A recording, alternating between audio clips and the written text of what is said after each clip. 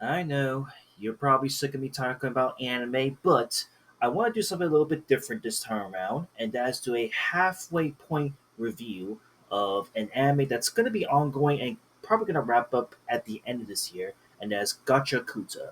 Yes, so as I'm recording this video, I know there's 11 episodes left of the show, but I wish to talk about it right now because I felt like I made a mistake when I'd done anime reviews in the past, and I've actually come to finally admit that when I did a review on my Apostle Diary Season 2, I believe Witch Watch, and even with an anime that I'm going to talk about pretty soon with the Yaiba anime, I kind of wish I did like a halfway point review of the show because then I have less to talk about when it comes to like the final overall review of the show.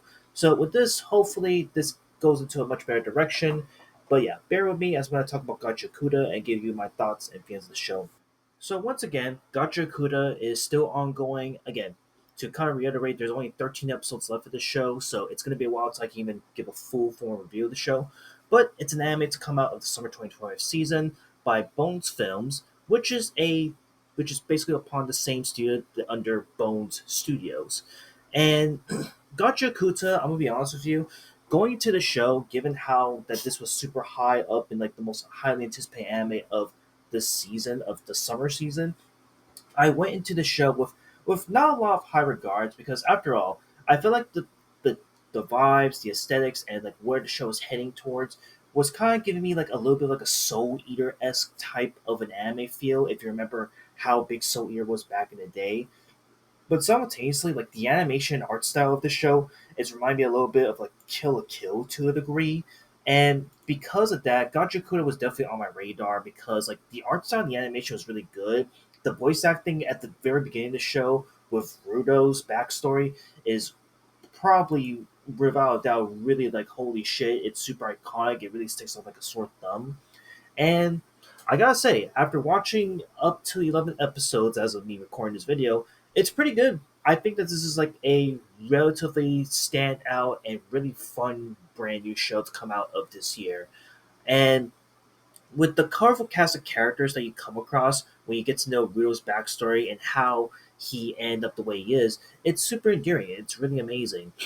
Again, you have one guy here who is a former member of the Spirit and essentially and was adopted, but then he gets accused of a really horrible crime, which then sends him down to the pit, which is something that everyone does when someone commits a horrible crime, regardless of how poor or how rich you are, and they go into this trash realm type of deal.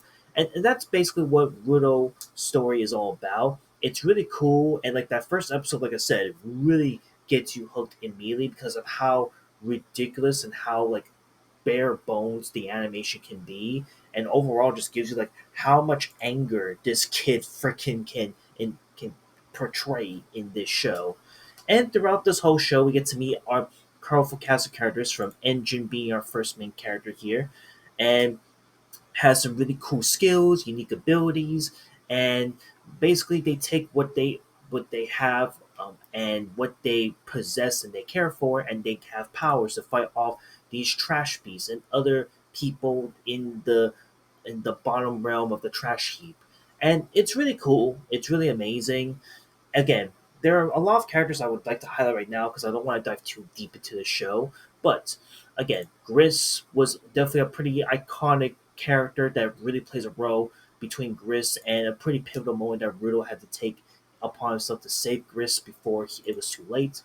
There's also Rio Reaper, which I understand in the anime community right now, she's going through a little bit of controversy because there's been like some questionable character design changes with her character. I'm just gonna outright say that it's fine. There's nothing crazy about it right now. I don't think it's like hindering the show altogether. I just think that they're kind of overdoing a little bit. There's also Zonka, who I think we can agree, like, going if you know this voice actor of Zonka, you know this voice actor is from a pretty big Demon Slayer franchise, if I'm not mistaken, with the voice actor. But his character is really great. I feel like he's definitely like the polar opposite of Bruto to a certain degree, but he really comes off really well. And Gacha Kuta just has all the stops of like what makes you invest in the world, what makes you invest in the characters, why certain characters feel this way in general. And Riddle's main goal is pretty simple too, where after everything he's been through in that first episode, his goal is to just get stronger and basically climb up to the spear and get his revenge amongst the people that wronged him, more or less. And also find the person that killed his adopted father. And again, it's a really simple, really interesting concept that really will keep you hooked all the way up until this point. And even like the villains in the show are really interesting. From Jabberwonger, who definitely has like one of the most menacing voice acting performances I've seen in this show so far. And currently with what we're at in the halfway point with Amo Empo. Holy moly, this girl can fucking act. Like her voice acting is so menacing, so creepy, so disgusting that I'm just like, holy shit, she's going so over the top. And that's the thing about the show. This show just doesn't hold back on making you feel uncomfortable. It really just goes all out on what it has to offer. So again, I'm actually enjoying the show. It's great.